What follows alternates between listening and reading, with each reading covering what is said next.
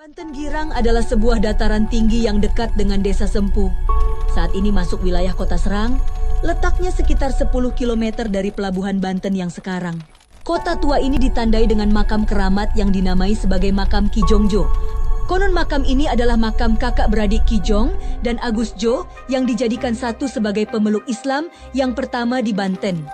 Fakta sejarah Ki Jongjo semakin dikuatkan dengan kronik Portugis yang ditulis João de Barros yang menulis tentang Falatehan yang pada kurun abad 16 pergi ke Bintam, Banten. Di sana dia diterima oleh tokoh terkemuka yang kemudian masuk Islam. Banten Girang menjadi tempat yang bersejarah dan dikeramatkan karena berbagai alasan. Di balik makam diduga terdapat watu gulang, batu bersiran. Orang menyebutnya sebagai tahta pucuk umun yang merupakan ratu pandita Hindu yang terakhir di sana. Babat setempat, Sajarah Banten bercerita tentang Ki Jongjo, seorang punggawa akuan yang ditugaskan di sana. Ketika Hasanuddin datang ke sana, dia langsung memihak pada penguasa Islam yang baru itu. 1 abad kemudian muncul berita tentang Banten Girang dari pedagang yang ikut kapal kolonial Inggris dan diceritakan dia tinggal di Kelapa II. Pada masa itu Kelapa II adalah pusat pengolahan tebu orang-orang Tiongkok yang telah lama membangun perkebunan tebu dan industri gula. Ahli sejarah menginterpretasikan bahwa tempat tinggal pedagang itu adalah Banten Girang. Interpretasi ini sesuai dengan data Belanda tentang tempat tinggal Sultan Haji di tahun 1678 yang tertulis dia tinggal di Hulu Kelapa II. Penguasa Banten pada tahun 1674 telah memutuskan untuk mengadakan rapat bukan di Banten tetapi di Keraton Lama agar menjadi rahasia. 2 tahun kemudian dia menulis bahwa Sultan Ageng memutuskan membangun istana di Banten Girang atau Banten Lama sebagai tempat berlindung kaum wanita jika meletus perang. Dari keterangan tersebut terlihat bahwa peninggalan pra-Islam di Banten Girang tidak ditelantarkan. Kali ini tim Kamisteri masih berlanjut melakukan penelusuran di Banten Girang.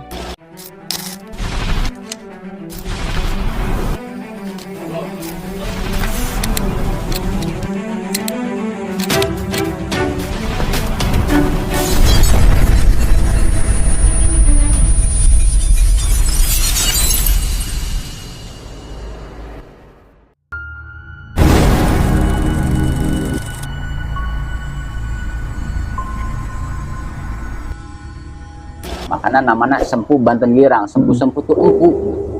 Empunya tuh di sini gitu. Negaranya tuh di sini gitu. Itu. Terus ya ini petunjuk bahwa Islam tuh kita hasut Islam melalui Sultan Hasanuddin. Nah, Islam. Ini iman tuh. Maka sewise Maulana Hasanuddin teke ing Banten Girang tuh. Yang sewise waktu linggih ing pinggir kali tuh, ing pinggir kali Dalung tuh ya. Jadi kelamun Dalung tuh di ditu, yang di makam maka Ajarjong lan Ajarju iku metu karone saking tempat, jadi keluar gitu di dina tempat eta, kedua-dua anak keluar ke tempat eta karena tempat petapan gitu nah, petapaan. Ing tangannya Maula Hasanuddin ngucap dia, ing tangannya Maula Hasan jeung kana leungeunna gitu.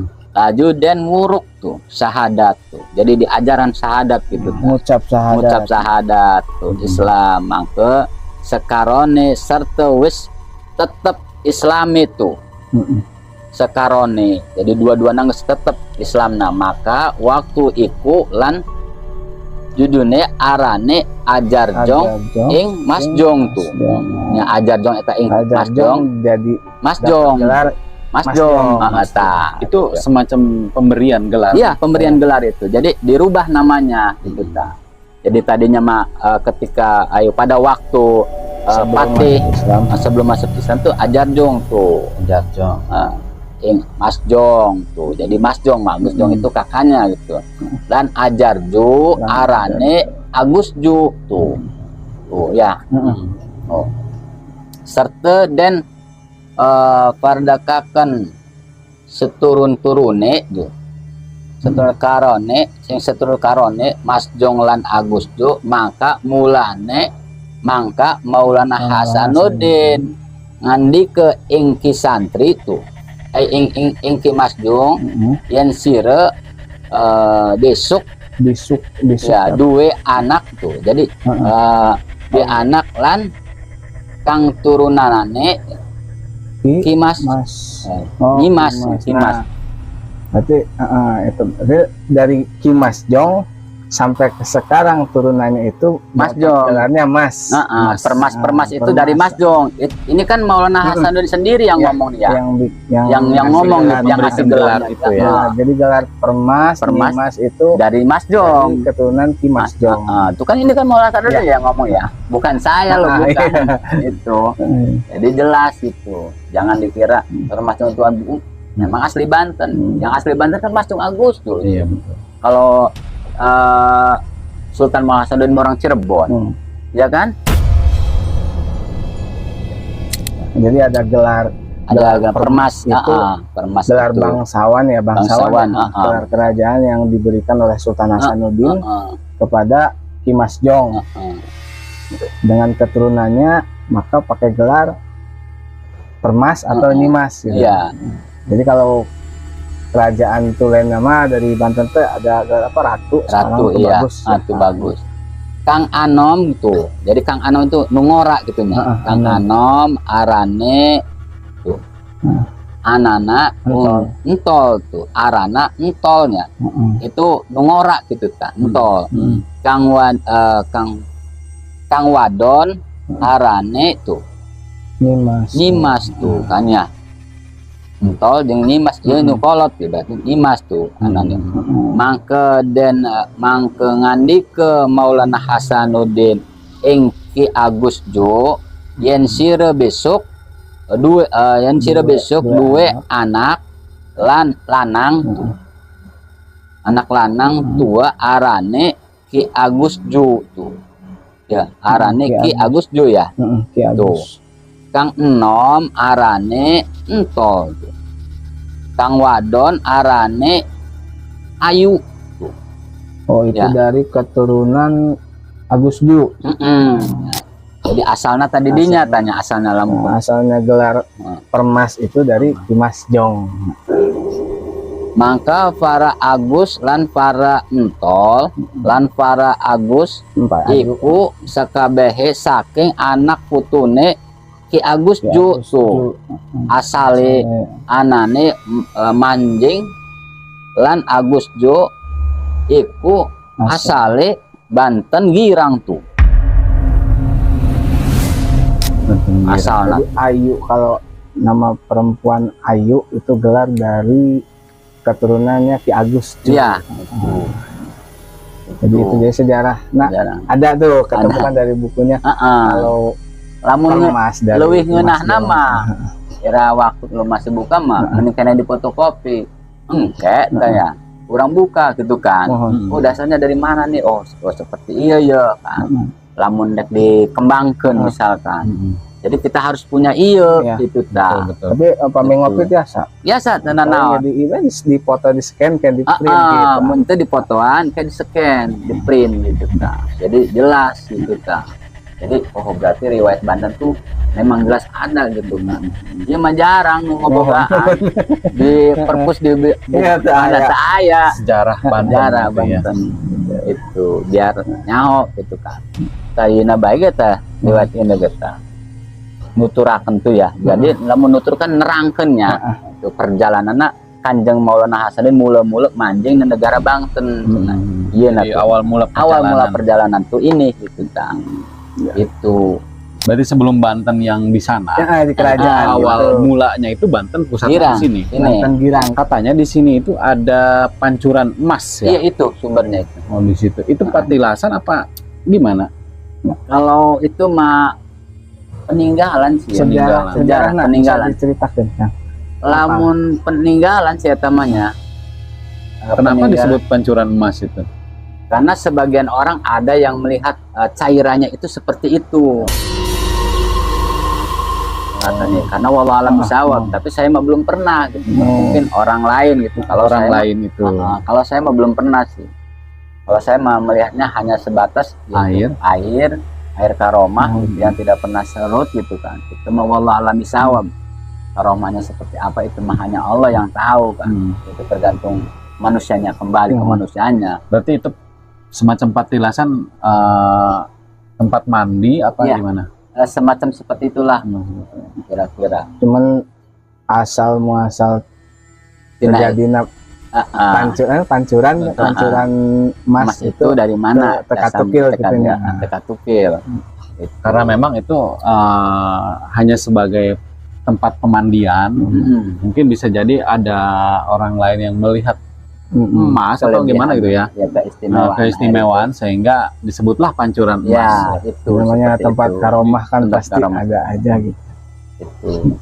Sejarah tempat Banten Girang ini jadi bukan hanya konon katanya cerita belaka dari orang-orang, tetapi memang di sini ada tukilan Ada kitabnya ceritanya. yang ditulis pada tahun berapa tadi teh? 1340. 1346. 1346 Nah. Hijriah. Jadi, Jadi asal muasal terdirinya Banten itu sebelum Banten yang disebut Banten lama ya di sana. ya, sebut Banten lama. Maka Banten Girang ini yang lebih awal. Lebih awal. Nah di sini Kang, punten tadi teh mana Kak baca sih saya. Nah Prabu Pucuk Umun Prabu Pucuk Umun Raja, Raja Banten. Raja Oh, Raja Banten. Banten. Ya, Tapi Raja sebelum Islam masuk ke Sebelum Banten. bisa masuk Banten itu.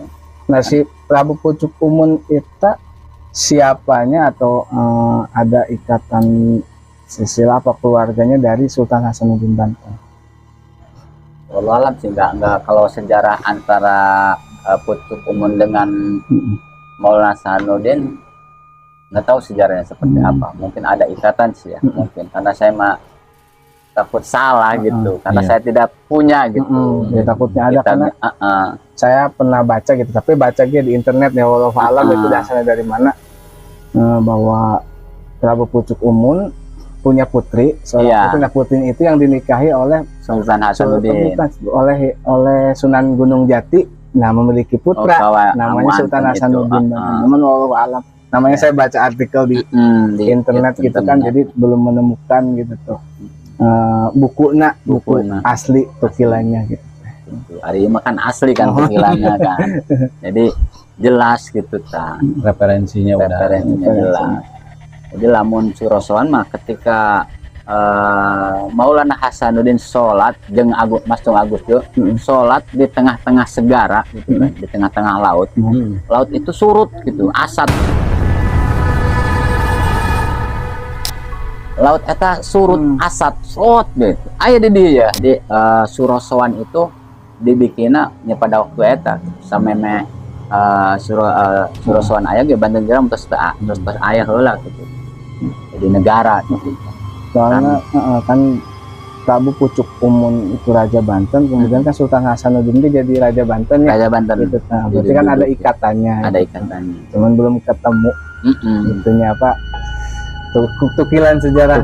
Mungkin kita harus nanya ke kerajaan di sana itu. Makanya kan akurkan gitu ya. Kita punya misalkan kan akurkan oh mana ya gitu di hiji-hijikeun gitu ya. Setelah itu barulah didokumentasikan gitu, dibukukan gitu. Ini loh sejarah Banten. Kita hasil survei itu dari mana-mana kan. Kita punya masing-masing kan gitu. Perjalanannya seperti apa kan ada dasarnya dari kita. Bukan cerita, katanya bukan. Yang penting kan ada yang dipertanggungjawabkan, bahasanya itu dasarnya ada gitu tuh kalau nggak percaya baca aja sendiri kan gitu. Ya kalau kita mau dibahas mah ya mah agak sapoe jadi kan minimalnya segini aja udah cukup bunga kan ya hasilnya ketemu lah gitu kan, bukan katanya bukan gitu kan, itu ya alhamdulillah gitu ketemu sejarahnya seperti apa. Gimana cukup? Enggak, terus ya. Sepertinya cukup kali ya. Cukup sih. Orang ngopi-ngopi Kita sambil menggali informasi, kita juga sambil boleh girang ya. Ya. Teman-teman mungkin untuk penggalian informasi tentang sejarah pertama Banten kita cukupkan sampai di sini dulu ya. Terima kasih. Terima kasih Pak. Sumurna ini tadi yang disebut pancuran emas. Oh ini pancuran emas di sini. Pancuran emas. Oh. Cuman karena gelapnya. Rek masuk ke dalam datang. Ya. Masuk Boleh dulu. sambil dijelaskan Kang Topan. Sambil di ini kan. Dek. Boleh. Nah, teman-teman, ini adalah tempat yang Petilasan. konon katanya ini adalah pancuran emas. Nah, kita boleh sambil dilihat ya. Baik, Kang Topan. Pancuran mana? Oh, sebelah sana. Oh, sebelah sana ya. Bismillahirrahmanirrahim.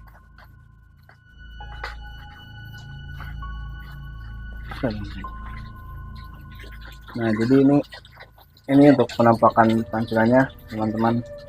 Jadi menurut Kang Roy sebagai narasumber tadi itu bahwa si sumber mata air di sini itu tidak pernah kering dan Konon katanya di sini juga dulu pernah ada apa namanya, mengalir seperti emas. iya, makanya disebut dengan pancuran emas karena katanya ada sebagian orang melihat bahwa air yang keluar dari sumber mata air ini adalah berwarna emas mengkilap.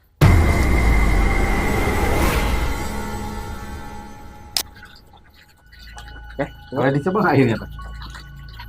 Gimana rasanya? ini namanya air sumber sih cukup sejuk. Sejuk ya, itu luar biasa. Oke, yuk kita lanjut.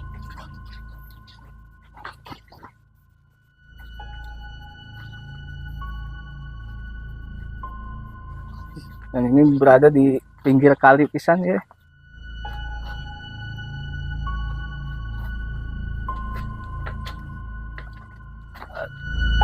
Kan,